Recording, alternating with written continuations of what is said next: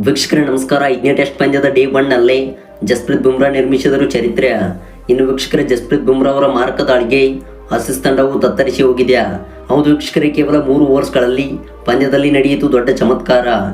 ವೀಕ್ಷಕರೇ, ಈ ಡೇ 1ನ ಸಂಪೂರ್ಣ ಹೈಲೈಟ್ಸ್ ಬಗ್ಗೆ ತಿಳಿಯೋದಕ್ಕಿಂತ ಮುಂಚಿತವಾಗಿ ನಾಯಕನಾಗಿರುವ ಜಸ್ಪ್ರೀತ್ ಬುಮ್ರಾ ಅವರ ಈ ಪ್ರದರ್ಶನಕ್ಕೆ ದಯವಿಟ್ಟು ಈಗಲೇ ಬಿಡಗೊಂದು ಲೈಕ್ನೆ ಮಾಡೋದ್ರ ಮೂಲಕ ನಿಮ್ಮ ನಿಜವಾದ ಅಭಿಮಾನಿತನವನ್ನು ವ್ಯಕ್ತಪಡಿಸಿ. ಹಾಗೆ ದಯವಿಟ್ಟು ಕಾಮೆಂಟ್ ಬಾಕ್ಸಲ್ಲಿ ಪ್ರತಿಯೊಬ್ಬರು ಕೂಡ ಟೀಮ್ ಇಂಡಿಯಾ ಎಂದು ಟೈಪ್ನ ಮಾಡಿ ನಿಮ್ಮ ಕಾಮೆಂಟ್ಸ್ಗಳನ್ನು ತಿಳಿಸಿ. ವೀಕ್ಷಕರೇ, ನೀವು ಮಾಡುವ ಪ್ರತಿಯೊಂದು ಕಾಮೆಂಟ್ಸ್ಗಳು ಟೀಮ್ ಇಂಡಿಯಾ ತಂಡದ ಗೆಲುವಿಗೆ ನೆರವಾಗುತ್ತವೆ. ಹಾಗೆ ಇದೇ ರೀತಿ ಸ್ಪೋರ್ಟ್ಸ್ ಮಾಹಿತಿಗಾಗಿ ನಮ್ಮ ಚಾನಲ್ನ ಈಗಲೇ ಸಬ್ಸ್ಕ್ರೈಬ್ ಮಾಡಿಕೊಳ್ಳಿ.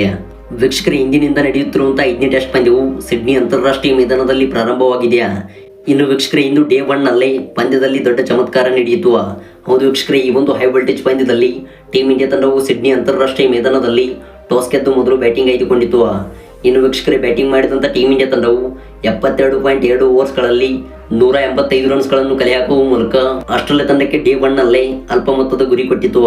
ಹೌದು, ಟೀಮ್ ಇಂಡಿಯಾ ತಂಡದ ಪರವಾಗಿ ಬ್ಯಾಟಿಂಗ್ನಲ್ಲಿ ಅಬ್ಬರಿಸಿದ ರಿಷಬ್ ಪಂತ್ ಅವರು ಆಡಿದಂಥ 98 ಎಸೆತಗಳಲ್ಲಿ 40 ರನ್ ಸಿಡಿಸಿದರೆ, ಇವರಿಗೆ ಸಾಥ್ ನೀಡಿದಂಥ ಜಡೇಜಾ ಅವರು ಕೇವಲ ಎದುರಿಸಿದಂಥ 95 ಎಸೆತಗಳಲ್ಲಿ 26 ರನ್ ಸಿಡಿಸಿ ಮಿಂಚಿದರು. ಇನ್ನು ವೀಕ್ಷಕರೇ, ನಾಯಕನಾಗಿರುವ ಜಸ್ಪ್ರೀತ್ ಬುಮ್ರಾ ಅವರು ಈ ಒಂದು ಪಂದ್ಯದಲ್ಲಿ ಭರ್ಜರಿಯಾಗಿ ಪ್ರದರ್ಶನ ಕೊಟ್ಟರು. ಹೌದು ವೀಕ್ಷಕರೇ, ಆಡಿದಂಥ 17 ಎಸೆತಗಳಲ್ಲಿ 3 ಬೌಂಡ್ರಿ ಹಾಗೂ 1 ಸಿಕ್ಸರ್ ಸಮೇತ 129.41 ಸ್ಟ್ರೈಕ್ ರೇಟ್ನೊಂದಿಗೆ 22 ರನ್ಸ್ಗಳನ್ನು ಕಲೆ ಹಾಕುವ ಮೂಲಕ ಟೀಮ್ ಇಂಡಿಯಾ ತಂಡಕ್ಕೆ ಆಸರೆಯಾದರು.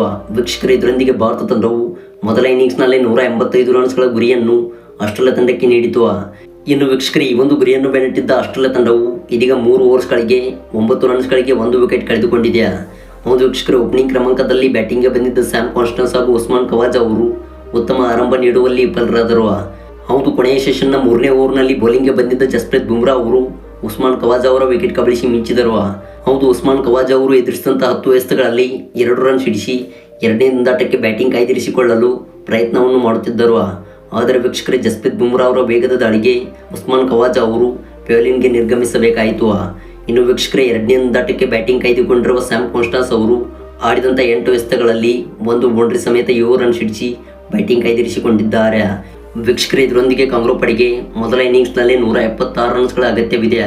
ಇನ್ನು ವೀಕ್ಷಕರೇ, ಈ ರನ್ಸ್ಗಳನ್ನು ಕಲೆ ಹಾಕುವ ಮೂಲಕ ಆಸ್ಟ್ರೇಲಿಯಾ ತಂಡವು ಮುನ್ನಡೆಯನ್ನು ಸಾಧಿಸಬಹುದು. ಹೌದು ವೀಕ್ಷಕರೇ, ಈ ಒಂದು ಹೈ ವೋಲ್ಟೇಜ್ ಪಂದ್ಯದಲ್ಲಿ ಕೊನೆಯ 3 ಓವರ್ಸ್ಗಳಲ್ಲಿ ದೊಡ್ಡ ಹೈಡ್ರಾಮಾ ನಡೆಯಿತು. ಇನ್ನು ವೀಕ್ಷಕರೇ, ಈ ಪ್ರದರ್ಶನದ ಮೂಲಕ ಟೀಮ್ ಇಂಡಿಯಾ ತಂಡವು 2ನೇ ದಿಂದಾಟದಲ್ಲಿ ಸ್ಫೋಟಕವಾಗಿ ಕಂಬ್ಯಾಕ್ ಮಾಡಬಹುದು. ವೀಕ್ಷಕರೇ, ನಿಮ್ಮ ಅನಿಸಿಕೆಯ ಅಭಿಪ್ರಾಯಗಳ ಪ್ರಕಾರ ಈ 5ನೇ ಟೆಸ್ಟ್ ಪಂದ್ಯದಲ್ಲಿ ಜಸ್ಪ್ರೀತ್ ಬುಮ್ರಾ ಅವರು ನಾಯಕ ಸ್ಥಾನ ವಹಿಸಿದ್ದು ಸರಿನಾ ಅಥವಾ ತಪ್ಪ ಎಂಬುದನ್ನು ಕಾಮೆಂಟ್ ಬಾಕ್ಸಲ್ಲಿ ವ್ಯಕ್ತಪಡಿಸಿ. ಹಾಗೆ ಇದೇ ರೀತಿ ಸ್ಪೋರ್ಟ್ಸ್ ಮಾಹಿತಿಗಾಗಿ ನಮ್ಮ ಚಾನಲ್ನ ಈಗಲೇ ಸಬ್ಸ್ಕ್ರೈಬ್ ಮಾಡಿಕೊಳ್ಳಿ. Thanks for watching.